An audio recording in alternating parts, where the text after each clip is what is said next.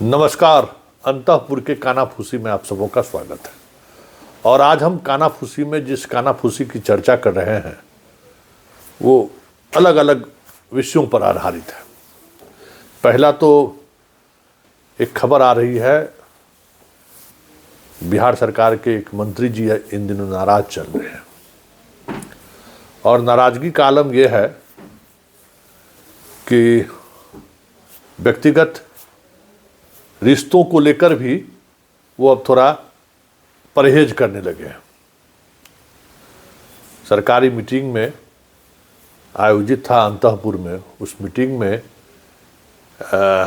एक मंत्री जी भी पहुंच गए, कद्दावर मंत्री हैं और सरकार में नंबर 2 भी हैं। उस वजह से एक तीसरे नंबर के मंत्री को ऐतराज हो गया कि हमारे मंत्रालय की समीक्षा में ये कैसे आ सकते हैं। और ये बात इतनी बढ़ गई कि नंबर 2 के निजी कार्यक्रम में, व्यक्तिगत कार्यक्रम था जिस कार्यक्रम में पूरे बिहार से लोग आए हुए थे, उस कार्यक्रम में निमंत्रण के बावजूद भी मंत्री जी नहीं आए। बड़ा नाराज चल रहे हैं कि हमारे विभाग के समीक्षा में दूसरे कैसे व्यक्ति पहुंच जाएंगे। वैसे उस मंत्री जी के कामकाज को लेकर नंबर 3 भी नाराज रहे हैं और कई बार मीटिंग में आमने सामने भी हो चुका है। तू मेमे वाली भी स्थिति उत्पन्न हो गई होगी, तो आप समझ सकते हैं।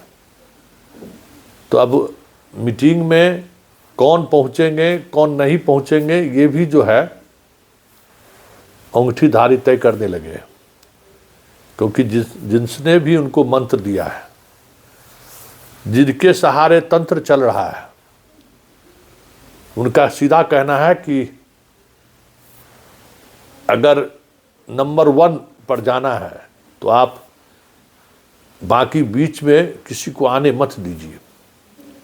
जहां आपको जाना है वहां कोई अवरोधक आपके सामने ना आए, उसकी सत्ता आपको स्वीकार नहीं करेगी, उसके किसी हस्तक्षेप को भी स्वीकार मत करिए, आप सीधे रिएक्ट करिए।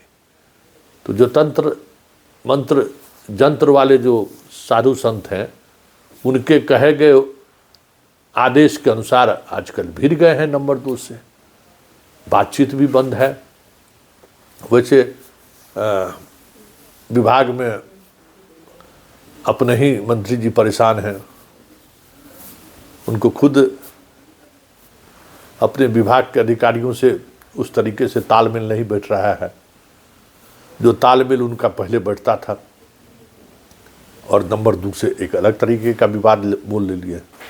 मतलब अभी कुछ और होने वाला है, कुछ खास ये संकेत मिल रहा है, क्योंकि जिस तरीके से आज एक प्रेस कॉन्फ्रेंस हुआ है और उस प्रेस कॉन्फ्रेंस में बिहार के डेवलपमेंट को लेकर जिस तरीके की चर्चाएं हुई है और जो तेवर था, उस तेवर से तो साफ दिखने लगा है कि अब नंबर 2 ज़्यादा दिनों तक इंतज़ार करने के मूड में नहीं है। बिहार का कमान कितनी जल्दी हमारे हाथ में आ जाए, इसकी व्यग्रता आज के उस प्रेस कॉन्फ्रेंस में देखने को मिला। बहुत सारी बातें उस प्रेस कॉन्फ्रेंस में हुई हैं, लेकिन सबसे बड़ी बात यह है कि उस प्रेस कॉन्फ्रेंस के माध्यम से उन्होंने ऐसी ऐसी बातें कही हैं जो सिर्फ उनके विभाग से तो जुड़ा हुआ नहीं था, बिहार के सभी विभागों से जुड़ा हुआ मुद्दा कहीं न कहीं उस प्रेस कॉन्फ्रेंस में कहने की उन्होंने कोशिश की है। मतलब अब धीरे धीरे अंतःपुर और हस्तिनापुर के बीच जो एक दूरियां बढ़ती जा रही थी, उस दूरियों के बीच अब पावर आजमाइश, जोर आजमाइश शुरू होता हुआ दिख रहा है।